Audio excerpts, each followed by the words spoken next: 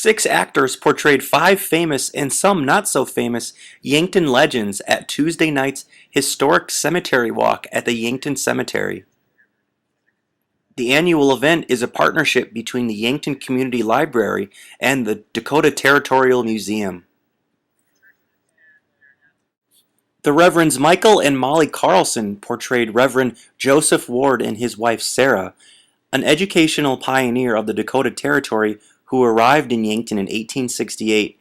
Joseph Ward started a private school which grew into a Yankton Academy and eventually into Yankton High School.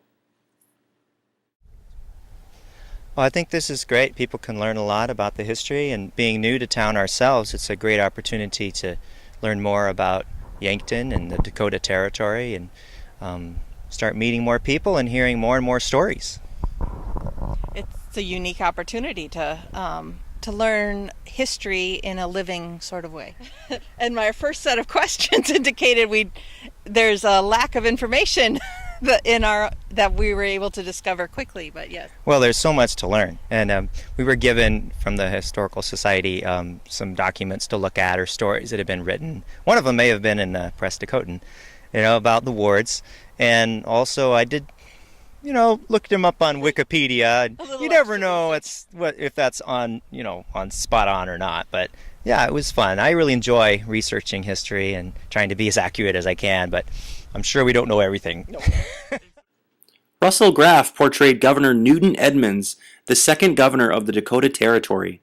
Though not much is known about Edmonds, he worked hard to make peace with the Sioux Indians and was one of the first to create access to the Black Hills in search of precious metals.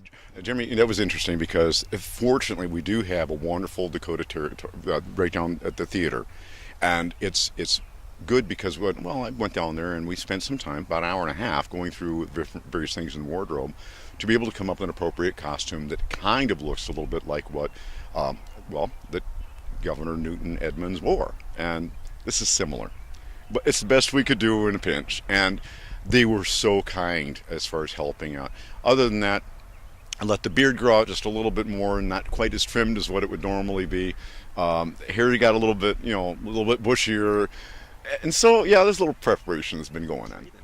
It doesn't end, and the more that I dig, the more I find. And there's still unanswered questions, and I don't know that I'd have enough time in a lifetime to put it all together. So, yeah, it is. And there's nothing that I have found yet that is absolutely comprehensive, particularly on Newton Edmonds.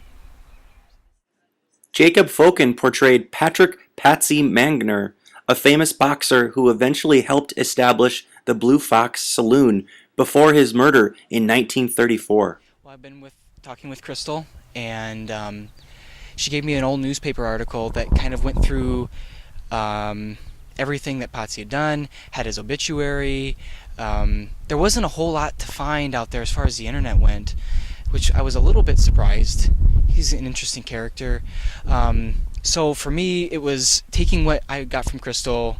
I stopped down at the library, but a lot of it was kind of just filling it in with color commentary, especially as far as filling in who the character was and who his parents were and their personalities and whatnot. Tara Gill portrayed Madam Maria Briggs, who was one of the most profitable owners of ill repute in early Yankton. At the time of her death in 1893, Madam Briggs was the last proprietor of Houses of Lost Virtue. Her fortune was said to amount to $35,000. Of education. Crystal gave me a bunch of information to look through it. Did a little research. There wasn't much on my character, though. I mean, there's really not much. So what I did is looking at the 1800s as far as what the madams were like and what they, how involved they were with their daughter or with their girls. What type of how they, if there was anything in regards to how they got started doing it. So just basically just kind of a quick internet search is how I did it. To view photos of the cemetery walk, go to spotted.yankton.net. For the Press in Dakotan, this is Jeremy Hoyk.